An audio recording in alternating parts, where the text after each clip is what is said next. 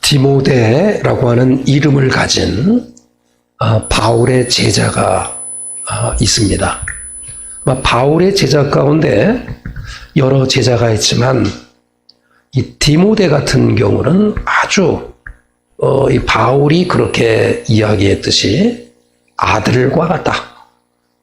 그러니까 아들과 같다라고 그렇게 칭할 정도로 디모데는 사도 바울이 복음을 증거할 때 늘 옆에서 함께 했던 인물입니다. 디모데 전서와 디모데 후서를 살펴보면 그 사도행전에서 나타나지 않고 있는 제4차 전도 여행을 어느 정도 이렇게 그림을 그릴 수 있어요.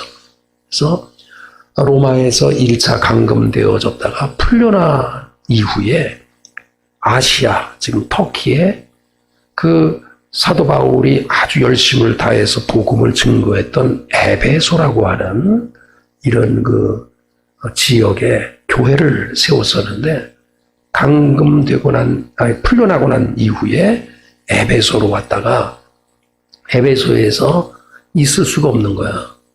복음의 뜨거운 열정 때문에 다시 유럽으로 넘어가요. 유럽으로 넘어가서 알렉산더 대왕이 이렇게 출생지였었던 마게도냐, 지금의 그리스죠. 그리스에 이렇게 가게 되는데, 갈 때에 자기가 목회하던 이 에베소에 남은, 에베소라고 하는 이 지역에 제자였던 디모데를 이렇게 남기게 됩니다. 근데 마게도냐, 유럽에서 이 에베소에 대한 소식도 듣고, 또 여러 가지의 이야기를 들으면서 아직까지도 목회에 미숙한 이 디모데에게 편지를 보내는 거예요. 그래서 목회를 이러하게 하라. 이렇게 하라. 그래서 디모데 전서와 디모데 후서, 그리고 사도 바울의 또 제자였었던 디도라고 하는 사람, 디모데 전서, 디모데 후서, 디도서, 이걸 목회 서신이라고 그러는 거예요. 그래서 사도 바울이 너희들 목회를 이렇게 해라. 이런 말이에요. 저도 목회할 때 여기에 이 속해 있는 권면한 이런 그 말씀을 많이 마음에 품고 목회를 합니다. 예를 들면 목회 서신이기 때문에 디모데에게 디모데야, 교회 안에 그 노인들 있지 않냐, 어르신들은 부모님처럼 대해라. 아버지처럼, 어머니처럼 대하고, 형제들은 형제처럼 대하고, 자녀들 또 이렇게 젊은 사람들은 내 자녀처럼 그렇게 하라. 이런 이야기가 바로 목회 서신이기 때문에 그래요. 목회 초보자인 디모데에게 목회를 이렇게 하라.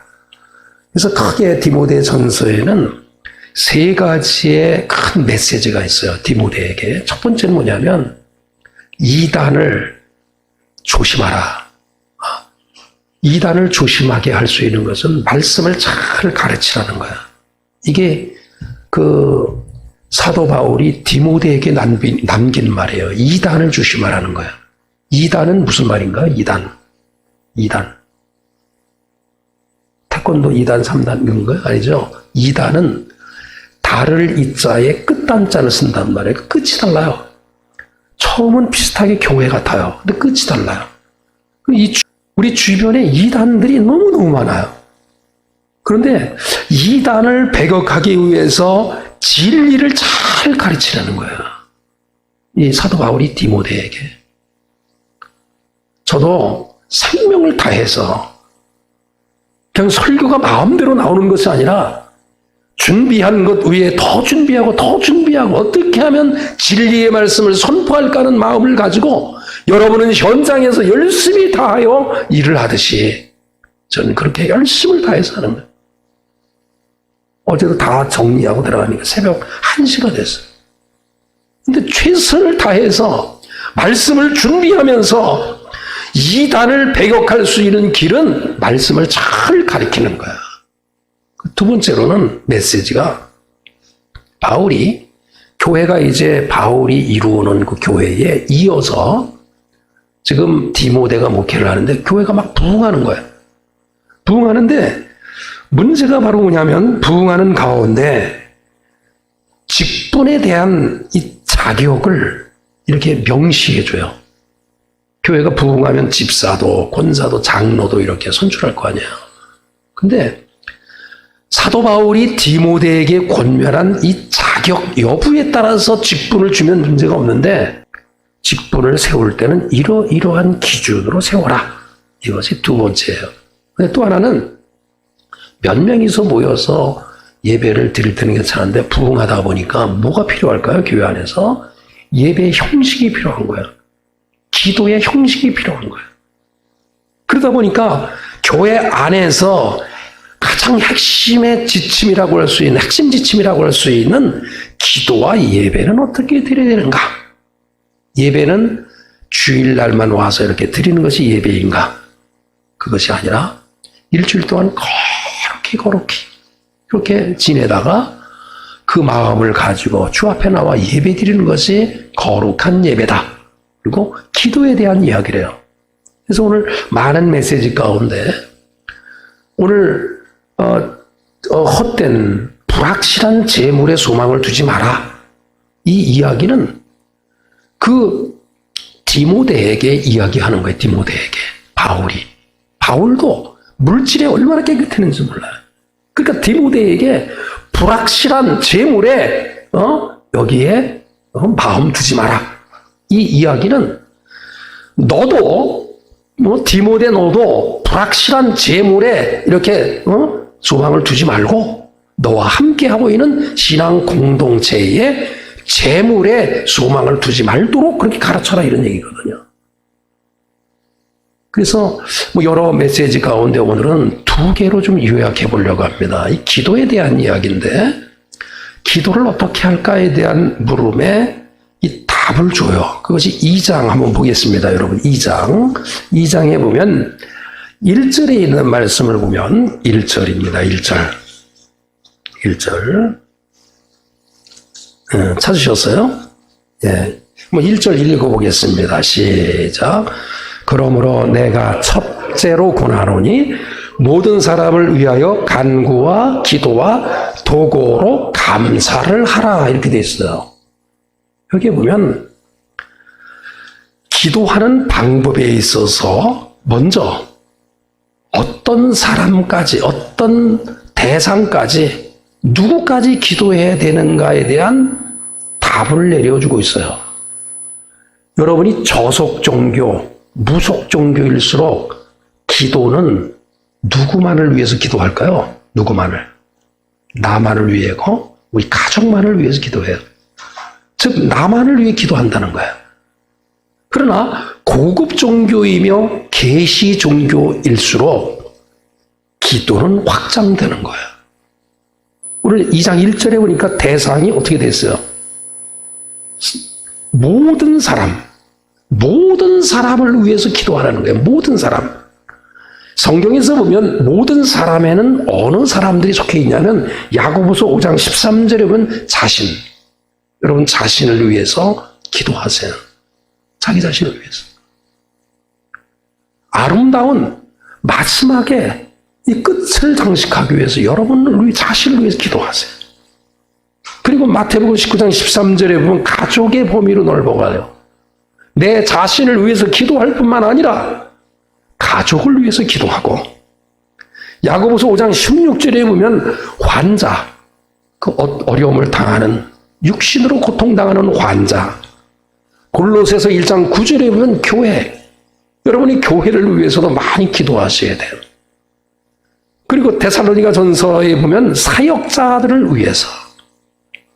저도 우리 교회가 후원하고 기도하고 있는 6분의 선교사님들과 그리고 한 분의 목사님, 그리고 주변에 저와 함께하고 있는 목회자들을 위해서 계속해서 기도해요. 사역자들을 위해 기도하는 것이고 국가를 위해서 기도하는 거예요.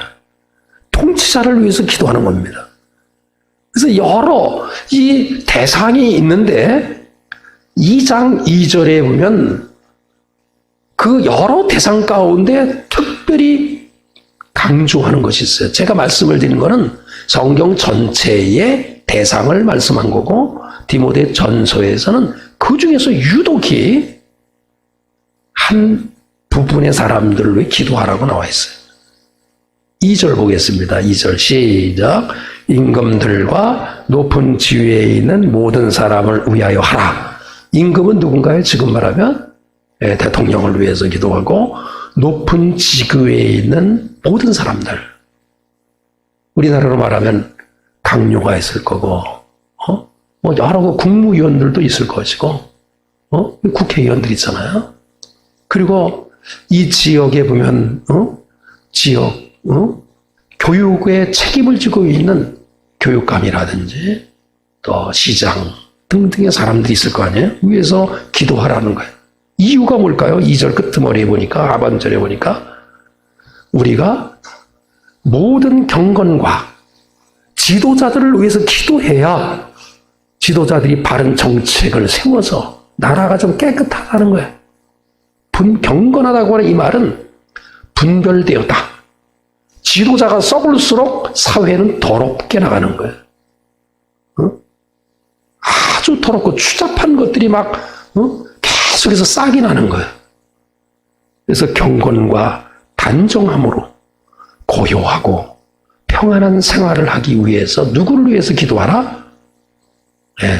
내 자신과 뭐 확대되지만 그 중에서 지도층에 있는 사람을 위해서 기도하라고 이렇게 권면하고 있어요.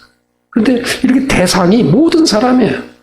여러분이 기도할 때마다 이렇게 기도가 확장될 수 있기를 간절히 축원합니다. 첫 번째 누구요? 첫 번째 누구? 자신.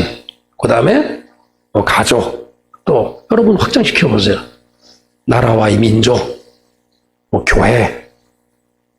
많은, 그 다음에 특별히 디모데전서에서 권면한 그 여러 부류 가운데 누구를 위해서 기도하라? 지도층을 위해서, 지도자들을 위해서 기도하라. 이거예요. 근데 우리가 궁금한 거는 우리가 기도를 하는데, 모든 사람을 위해 기도하는데 기도에 대한 표현이 4개로 나와 있어요. 단어가. 뭐로 나와 있어요? 2장 1절 간구. 이게 기도에 대한 이야기를 번역을 하다 보니까 간구로 이렇게 되어 있는 거예요. 기도에 대한 이 표현인데 번역을 하다 보니까, 한글로 번역을 하다 보니까 이렇게 되어진 거예요. 간구. 간구는 어떤 의미가 와졌나요? 우리가 생각하는 우리 한글의 어감으로는 간구는 뭐로 느껴져요? 간구. 뭔가 원하는 거죠. 그 다음에 두 번째로는 기도. 기도라고 하는 것은 말 그대로 이렇게 뭔가 위로 올리는 거예요. 계속. 기도. 아래에서 위로 계속해서 소원을 계속해서 올리는 거예요. 그 다음에 도구라고 하는 말이 좀 어려워요. 많이 쓰는 단어가 아니기 때문에 도구. 한자의 표현은 기도할 때 도자하고 알릴 고자로 돼 있어요. 기도할 때 도자도 이렇게 올리는 거예요. 이렇게 위로 올리는 거예요. 도고. 고는 아래는 거. 그러니까 위로 올리면서 뭔가 계속 아래는 거. 그런 의미예요. 그 다음에 4번째의 기도의 표현을 뭐라 돼 있어요? 감사. 감사는 우리가 잘 알잖아요. 감사. 그런데 원어의 어떤 의미로 살펴보면 이 4개의 이 단어가 단순히 기도에 대한 것을 반복하는 무의미한 것이 아니에요. 굉장히 의미가 있어요. 그 첫 번째가 간구라고 하는 말인데, 이 간구라고 하는 말, 이 데시스라고 하는 말은 바로 어떤 의미를 가지고 있냐면, 기도할 때 절대적으로 결핍감을 가지고 있어야지만 뭐가 되는 거예요? 간구가 되는 거예요. 이런 의미를 가지고 있어요. 여러분이 하나님 앞에 기도할 때에 기도해도 되고 안 해도 되고 이런 상황에서 기도하는 거는 하나님이 보시기에 너 괜찮구나 이런 느낌이에요.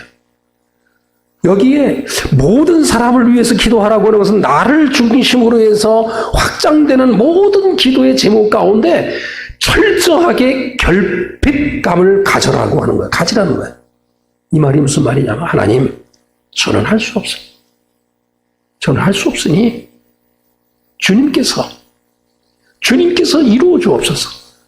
저는 결핍해요.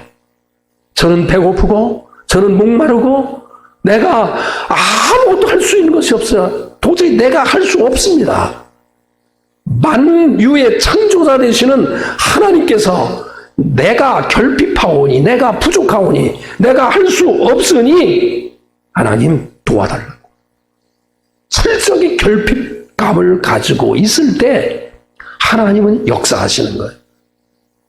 여리고성에 이스라엘 백성이 들어갔을 때 그 높은 성을 무너뜨릴 수가 없어요. 그들이 이거 도저히 건너갈 수도 없고 넘어뜨릴 수도 없으니 주님 도와주세요. 그러니까 하나님의 방법대로 여리고성이 무너지죠. 어제도 저녁에 말씀을 이제 드려도 괜찮을 것 같아요. 작년 12월부터 하루도 빼놓지 않고 넓게 이 지역을 한 바퀴 싹 돌아니까 1시간 15분 정도 걸리더라고요. 요즘은 1시간 정도 걸려요.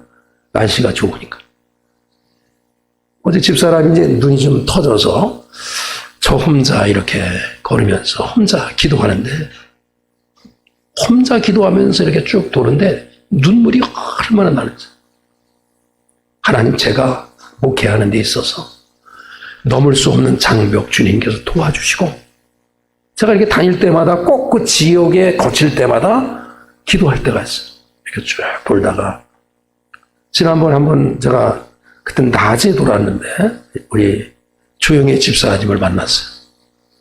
그 바로 그때 대략 어느 가정을 위해서 기도하냐면 거기 근방에 사는 분들 있잖아요. 집사님, 또 우리 김가진 권사님, 그리고 그 주변에 우리 장모님, 그 사람들도 기도하더라고요. 쭉 이렇게 오다가 또 권사님 앞으로도 지나가거든요. 매일 권사님 앞으로 지나가요. 요즘 주말 농장 때문에 아침에 가고 저녁에 가고 계속 가면서 하나님 이렇게 도와달라고. 그래서 쭉 이렇게 넓게 돌면서 그 방향을 이렇게 기도하면서 저의 결핍감과 내가 할 수 없는 것을 주 앞에 기도해요. 바로 그것이 간구라는 그런 표현이에요. 기도라고 하는 이 표현이 구약적 용어에서는 테필라라고 그러고 이것이 프로슈케라고 하는 말인데 프로라고 하는 말은 무엇을 향하여라고 하는 헬라어의 전치사가 붙은 말이에요. 이걸 번역하다 보니까 기도 이렇게 나온 거예요. 그러니까 무엇을 향하여 기도하다 이런 말이에요. 이 말이. 그러니까 기도라고 하는 것은 전적으로 두 가지의 방향성이 확실해야 돼요.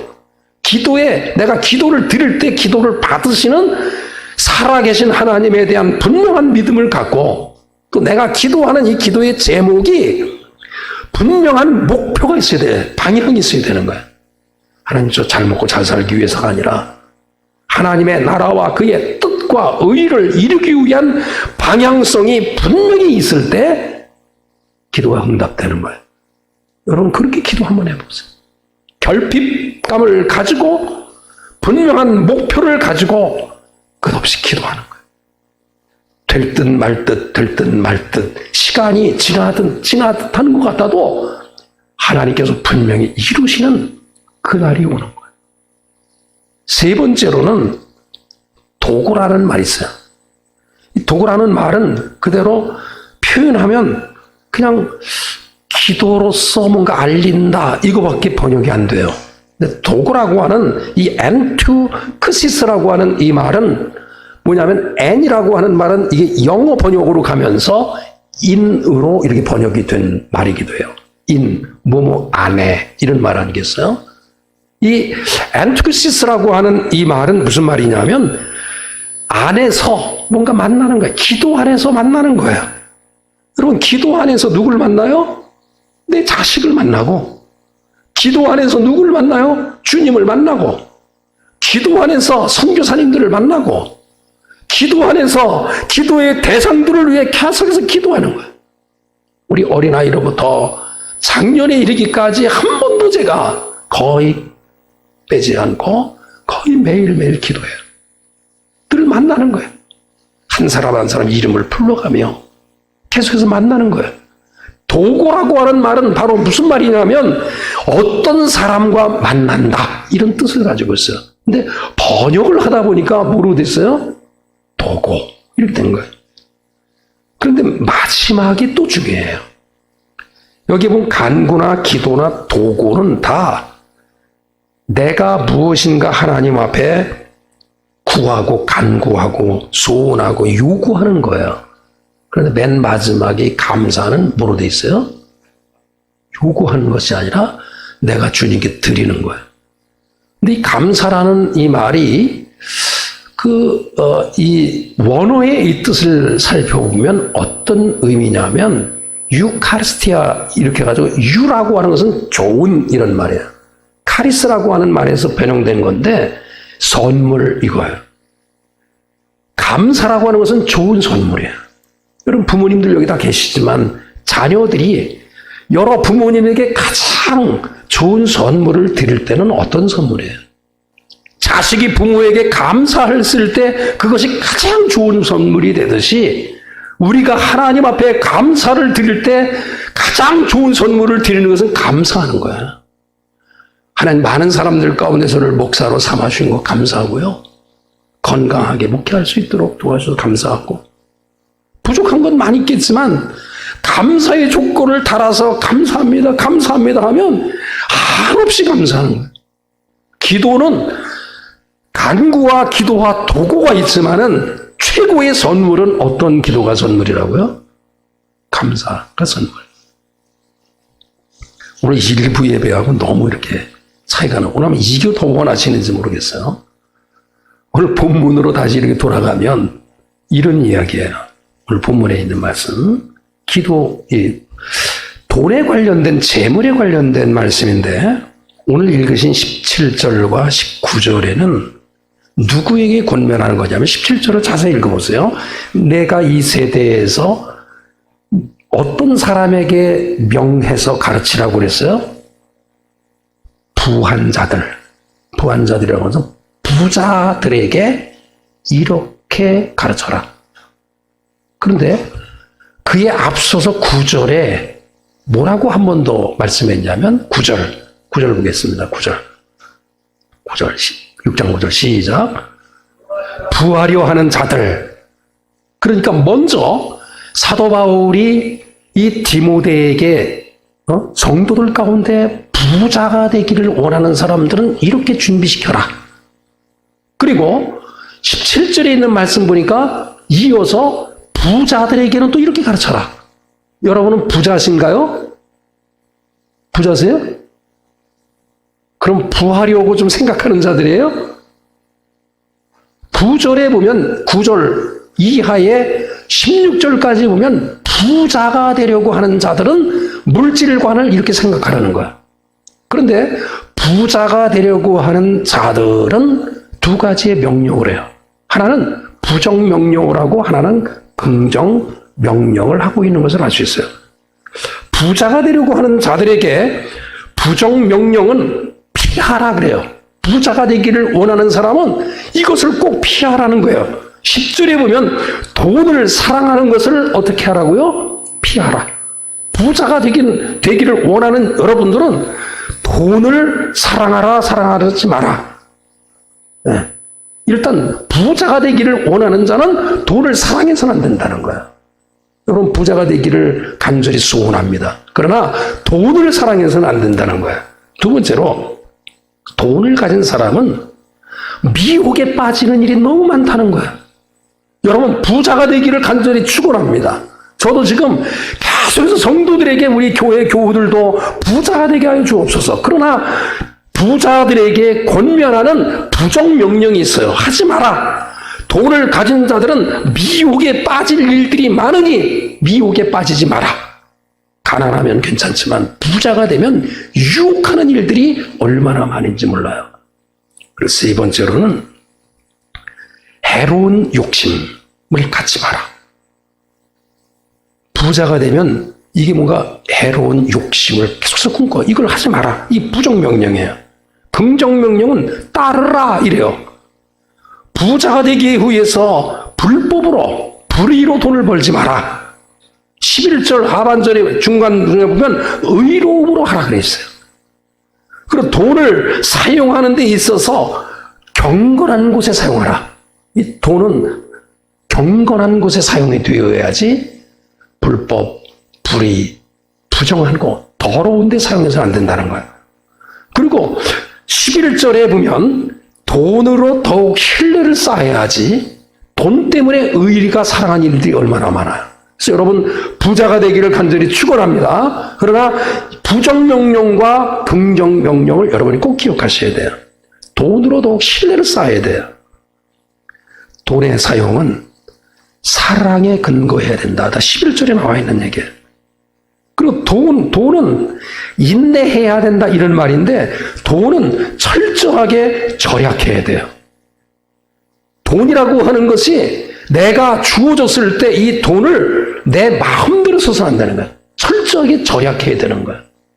그리고 돈을 사용할 때 11절 하반절에 보면 돈을 가지고 분노하게 사용하지 마라. 돈을 가졌다 할지라도 온유하라. 이것이 부자가 되려고 하는 사람들에 대한 부정명령과 긍정명령이에요. 근데 오늘 읽으신 이 말씀은 여러분이 부자가 됐다고 생각해 보세요. 그리고 여러분이 이미 여러분의 삶 속에 지금 자체가 세계적으로 보면 다 부자예요. 상대적으로 빈곤하게 느껴서 그렇지 세계적으로 보면 우리나라에 살고 있는 여러분은 부자란 말이에요. 그러면 그 입장에서 한번 생각해 보자고요.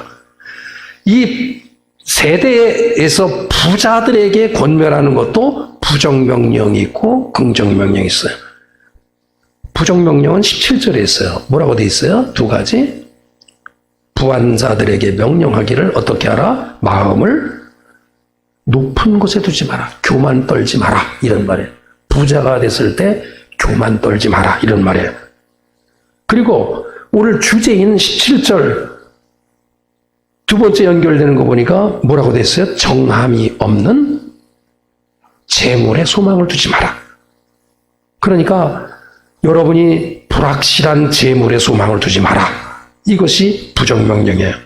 그러면 긍정명령은 뭘까요? 17절 하반절에 있는데 우리에게 모든 것을 후히 주사 누리게 하시는 하나님께 소망을 두라는 거예요.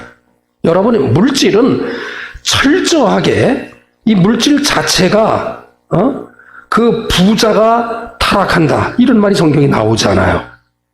하나님이 주신 재물을 누리지 말라 이런 말도 나오잖아요. 중요한 것은 이 돈과 재물이라고 하는 것은 누가 사용하느냐에 따라서 악이 되고 누가 사용하느냐에 따라서 선이 되는 거예요. 그런데 철저하게 이 물질이라고 하는 것이 재물이라고 하는 것이 후히 주시고 누리게 하시는 하나님께서 재물을 주셨다라고 하는 재물관을 가지면 내가 돈을 벌어서 내가 가진 것이 아니라 하나님께서 나에게 주셨다라고 하는 것을 믿으면 철저하게 위험에 빠지지 않는다는 거예요. 그래서 적극적인 이 긍정의 명령 가운데는 재물을 하나님께서 주셨다. 이것을 믿으라는 거예요. 그럼 두 번째로는 선을 행하고 같이 추측하겠습니다. 시작. 선을 행하고 선한 사업을 많이 하고 나눠주기를 좋아하고 너그러운 자가 되라. 그러면서 19절에 뭐라고 표현하고 있어요? 이것이 장래에 자기를 위하여 좋은 터를 쌓아 참된 생명을 취하는 것이니라. 이건 19절은 해석이 좀 필요한 거예요. 여기 보면 생명을 얻기 위해 좋은 터라고 하는 말이 나와요. 자기를 위하여 좋은 터를 쌓아라 이런 말이거든요. 이 선한 곳에 쌓아라. 이 말이 궁핍한 날을 대비해서 돈을 이렇게 쌓아놓으면 그 결국 이것이 저축된 것에 좋은 일을 갖게 하는 그날이 온다라는 거예요. 근데 이 말은 다른 말로 표현하면 궁핍한 날에 어려움을 당하는 이러한 사람들에게 이 물질이 선한 곳에 사용된다라고 하는 이야기이기도 해요. 저와 여러분이 이 디모데 전서를 통해서 오늘은 좀 설교가 좀 길었는데 기도에 대한 내용을 한번 이렇게 마음에 담으시고 이렇게 한번 기도하시고 또 이 6장을 집에서 다시 한번 쭉 한번 읽어보셔서 여러분 스스로 한번 이렇게 말씀을 묵상하면서 부자가 되려고 하는 자들의 부정명령과 긍정명령, 그리고 부자들에게 권면하는 부정명령과 긍정명령을 한번 이렇게 여러분 스스로 한번 정리하셔서 여러분 부자가 됐을 때 그 재물을 가지고 하나님께 마음껏 영광 돌리는 여러분이 될 수 있기를 간절히 축원합니다.